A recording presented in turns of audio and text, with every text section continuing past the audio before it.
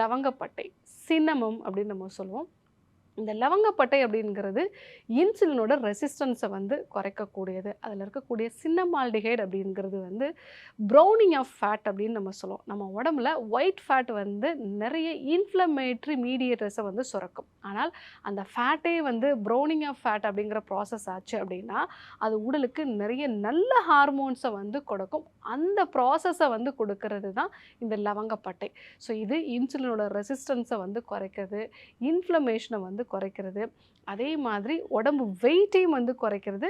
So அதிகமாக பசி எடுக்கக்கூடிய திறனையும் வந்து இது குறைக்குது. ஸோ அப்போது நம்ம லவங்கப்பட்டையை உணவில் எப்படி வேணாலும் சேர்த்துக்கலாம். பெஸ்ட்டு காலை வெறும் வயிற்றில் டீ மாதிரி எலுமிச்சை சாரோடு சேர்த்து வந்து எடுத்துக்கிட்டோம் அப்படின்னா இதனுடைய முழுமையான பலன்களை வந்து பெற முடியும். அனைத்து நோய்களுக்குமான குணம், அழகு தரும் மூலிகைகள், ஆரோக்கியம் தரும் மருத்துவர்கள். டாக்டர் ஸ்ரீவர்மாஸ். அழகும் ஆரோக்கியமும்.